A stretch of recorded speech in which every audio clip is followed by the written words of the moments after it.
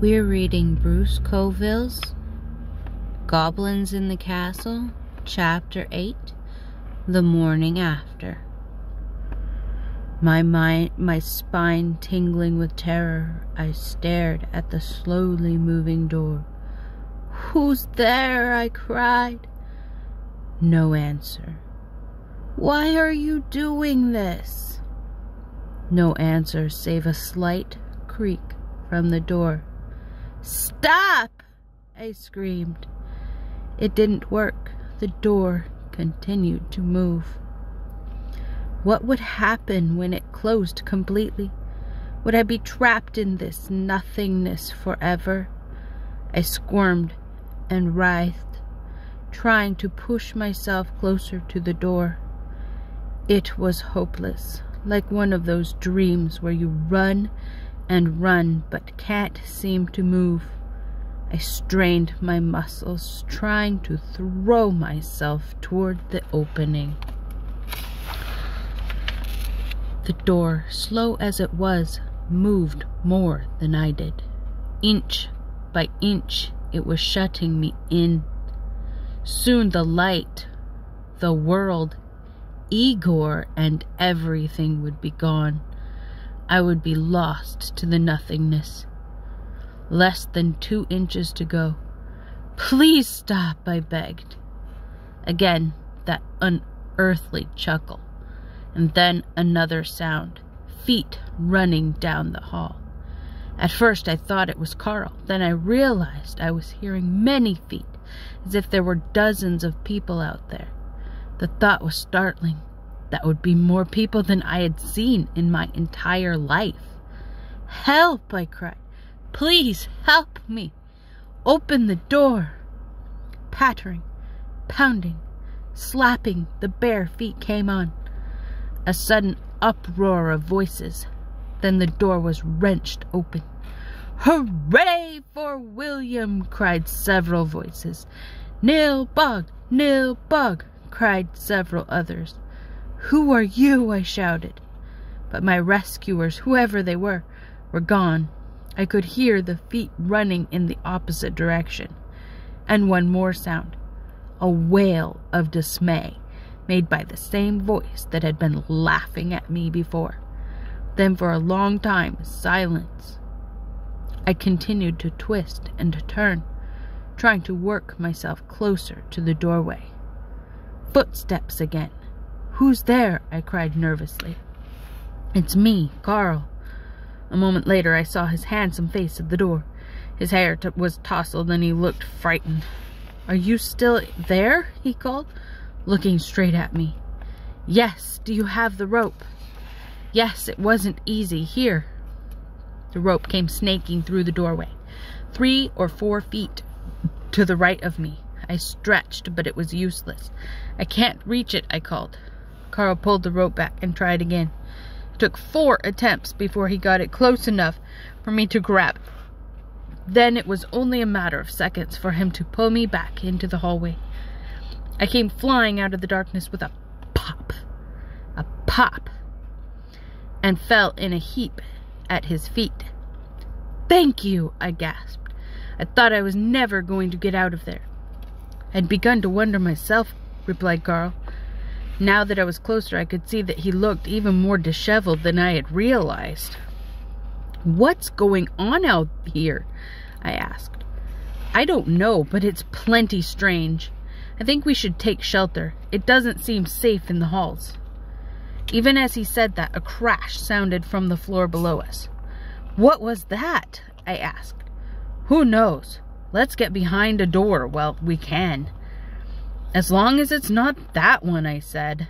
Carl nodded and swung the door shut. We decided to go to my room since it was the closest. Once inside, we barred the door, then braced it shut with a chair for good measure.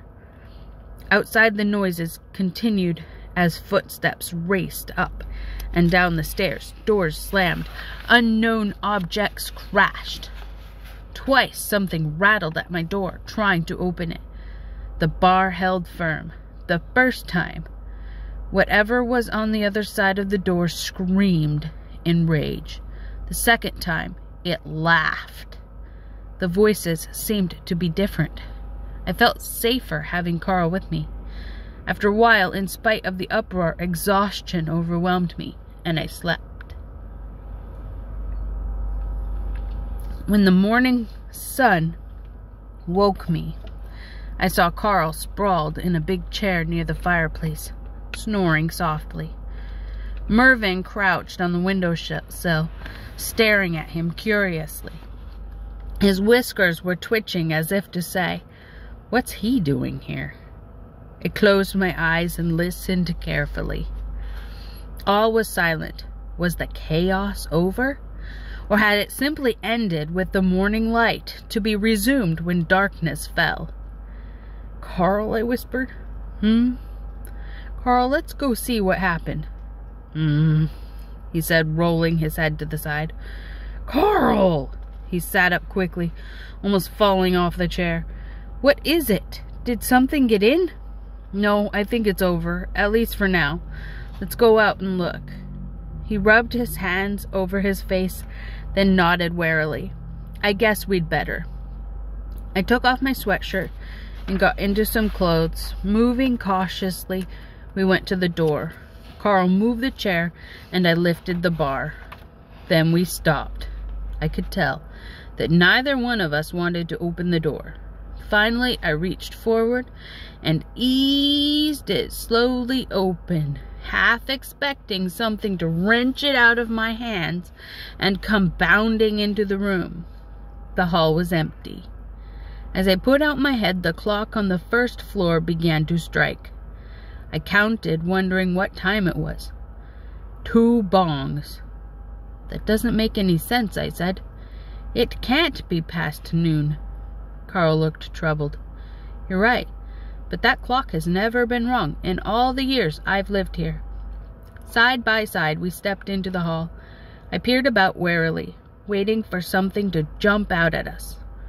After a moment, I noticed something odd. "Carl, does the hall seem strange to you?" "In what way?" "Well, it's clean."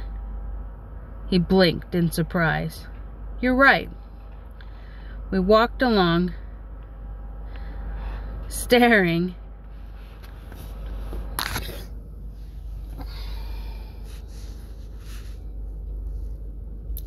up at the ceiling, down at the baseboard. The familiar cobwebs were gone. The baseboard, or the dust, in which I had written my name the year before, which had been there until last night, was gone as well. "What's going on here?" I asked. Carl shook his head. "I don't know." We passed an open door. I knew the room. I'd often entered it from the secret passage. It was a bedroom, much like mine, only it was spotlessly clean. That was strange enough. What made things even stranger was the fact that the furniture was all upside down. We were stepping into the room to take a closer look when we heard a scream from below. "That's Huldah," shouted Carl. I followed him into the hall. He reached the stairs before me. He was halfway down when his feet flew into the air. "Yow!" he cried, crashing onto the stairs and sliding to the bottom. "Are you all right?" I called. I was still on the stairs, worried that if I continued down them, whatever had happened to Carl would happen to me as well. He moaned, then said, "I don't think there's anything broken." "What happened?" "I slipped on something." He turned to look up at me. "Be careful coming down." Moving cautiously, I clutched the rail and bent to examine the steps. 4 steps below me, and where Carl had lost his balance, I noticed something shiny. I ran my finger over it. It felt familiar. I lifted my finger to my nose and sniffed. "Soap!" I shouted. "What?" "The step was coated with soap. That's why you slipped." Carl frowned. "What is going on around here?" "We can figure it out later. Right now we need to see what's happening to Huldah." As if to emphasize my point, we heard another scream from below. This time I realized the emotion behind the scream wasn't fear, it was anger. "Maybe we should take our time after all," I said. Carl nodded. "Probably safer that way, for more than one reason." Moving cautiously, checking for booby traps, we continued toward the main floor of the castle. One floor above the main floor, we had to climb through a maze of twine that had been woven in the hallway. It was like trying to work your way through some gigantic cobweb. When we finally reached the main floor, we followed the sound of Hulda's voice to the laundry rooms. She was shouting now, not screaming, and I got the impression the Baron was with her. "Look at this," she bellowed when she saw us at the door. "Just look at it." She was holding up a sheet. It was freshly laundered and in fact looked cleaner than any sheet I had seen in years. It was also completely tied in knots. So was every other piece of cloth in the room. Shirts, sheets, trousers, everything that had accumulated in the months since Hulda had last tackled the washing had been carefully washed and then tied in knots. The Baron sat in a corner pulling at one of the knots with his teeth. "Let's have some breakfast," he said, putting down the sheet. He stood and began to lead the way to the kitchen. The door was partially open. When he pushed it all the way, a bucket of water fell onto his head. That wasn't the end of the mischief. The sugar bowl was glued to the table. When we finally got it loose, it turned out to be full of salt, a fact I discovered by spooning it into my coffee, which I ended up spitting across the table. "Well, what is it?" I finally cried. "What was behind that door?" "I don't know," said the Baron, though it was clear that he knew which door I was talking about. "I've been trying to find out for years. I know my grandfather locked something away there over a century ago, but I have never been able to find out what it was. I do think it might have been better if the door had been left shut." He stared at me with those astonishing eyes of his. I felt like crawling under the table. "What do we do now?" asked Carl. The Baron shook his head. "I don't know. Prepare for the night, I guess. We'll need to find ways to bar the doors to our rooms more securely." The two of them began to discuss how we could protect ourselves that night. When it became clear they were not going to ask my opinion, I decided to leave the table. I wanted to see what else had happened overnight. I also wanted to get away from the others because I was feeling enormously guilty for having opened the door, and I don't know how to make up for it. I went to the main hall. More mischief. Someone had tied a ribbon around the neck of the great stone toad. The bars of its cage had been bent as if it were being invited to escape. The helmets from the suits of armor had all been switched around so that none of them matched. I was starting to put them back in place when a voice whispered, "William." To my astonishment, I saw Igor beside one of the suits of armor.